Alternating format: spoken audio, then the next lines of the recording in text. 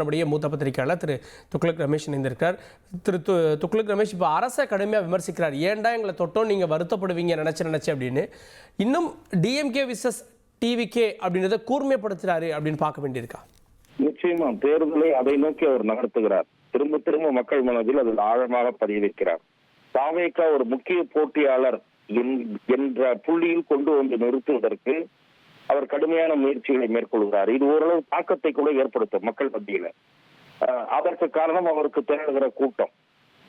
ஆகவே அந்த விமர்சனங்களை தொடர்ந்து திமுகவுக்கு எதிரான விமர்சனங்களை தாவேகா தான் கூர்மையாக முன்வைக்கிறது என்கிற கருத்தை ஏற்படுத்துகிறார். இது ஓரளவுக்கு மக்கள் மத்தியிலே ஆதரவை கூட பெற்று தரும். இரண்டாவது, முக்கியமான பிரச்சனைகளை தொட ஆரம்பித்திருக்கிறார். இவ்வாறு பிரச்சனைகளை தொட ஆரம்பித்திருப்பது நல்லது. அதே போல தேர்தல் வாக்குறுதிகள் என்னென்ன இடம்பெறும் என்பதையும் அவர் கோடிட்டு காட்டியிருப்பதாகவே நான் பார்க்கிறேன். முக்கியமாக இன்னும் அவர் சொல்ல வேண்டியது மதுவை பற்றி.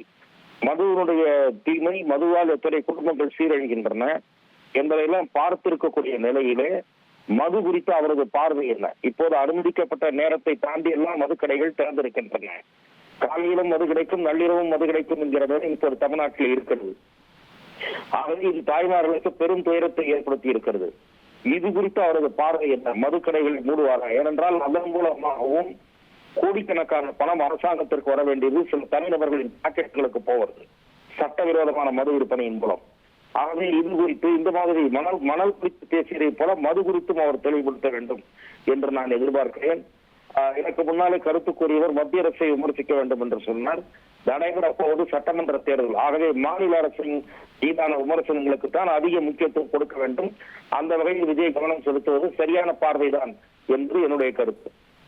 அடுத்து மக்களை சந்திக்கிற அனுமதி கிடைச்சதுக்கப்புறம் வருவேன் அப்படின்றாரு. இப்போது எஸ்ஓபி எல்லாம் நிறைய விதிமுறைகள் இருக்கும். இப்படி மக்களை கூட்டி ஒரு கூட்டரங்கத்தில் சந்திக்கிறது எந்த அளவுக்கு அரசியல் அரங்கத்தில் பலன் கொடுக்கும்னு நினைக்கிறீங்க? கூட்டரங்கத்தில் தான் நடத்த வேண்டும் என்பது இல்லை. பொதுக்கூட்ட மைதானங்கள் இருக்கின்றன.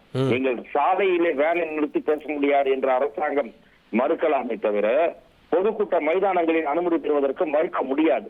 இரண்டாவது, அரசாங்கம் வகுத்திருக்கக்கூடிய விதிமுறைகளுக்கு பல்வேறு கட்சிகள் எதிர்ப்பு தெரிவித்திருக்கின்றன. அதே போல விஜய் கட்சிக்கு விதிக்கக்கூடிய நிபந்தனைகளை மாவட்ட காவல்துறை கண்காணிப்பாளர்கள் எல்லா கட்சிக்கும் விதிக்க வேண்டும். விஜய்க்கு மட்டும் இத்தகைய தடை விதித்தால் அத்தகைய தடை நீதிமன்றத்தின் முன் கேள்விக்குரியதாக ஆக்கப்படும். ஆகவே இந்த நிபந்தனைகள் எல்லா கட்சிக்கும் பொருந்த வேண்டும். அவர் உள்ளடங்க கூட்டம் தான் நடத்த வேண்டிய அவசியம் இல்லை. மைதானங்களிலே கூட்டம் நடத்தலாம். மிகப்பெரிய மைதானங்கள் ஒவ்வொரு ஊரிலும் கூட பல ஊர்களிலே இருக்கின்றன. சில ஊர்களில் வெளியே பந்தல் போட்டு நடத்த வேண்டியிருக்கும். ஆனாலும் கூட தேர்தல் நெருங்கிய பிறகு அந்த மைதானத்தில் தான் நடத்த வேண்டும் என்ற கட்டுப்பாடை விதிக்க முடியாது. நடைமுறையில் அது சாத்தியம் இல்லை.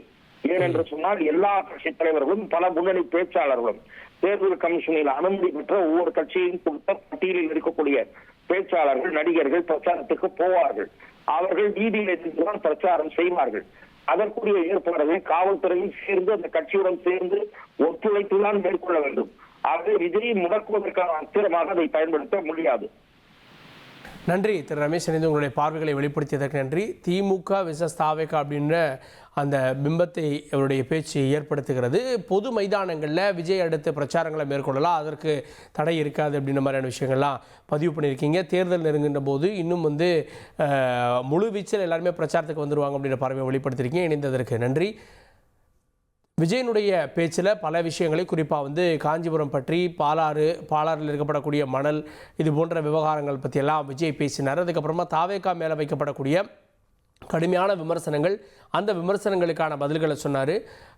தாவேகா இந்த தேர்தலை எப்படி அணுகப் போகிறது, எங்களுடைய கொள்கை திட்டங்கள் என்ன அப்படின்றதெல்லாம் வரிசையாக பட்டியலிட்டார். எல்லாருக்கும் வீடு, motor cycle, car, minimum degree, ஒருவருக்கு நிரந்தர வருமானம் தரக்கூடிய தொழில், கல்வி, பாடத்திட்டம், ஹாஸ்பிட்டல், பருவமழை, மீனவர், தொழிலாளர், நெசவாளர் அப்படின்னு விஜய் இந்த தேர்தலில் என்னென்ன விஷயங்களை முன்னிலைப்படுத்த போகிறார் அப்படின்றத பட்டியலிட்டார்.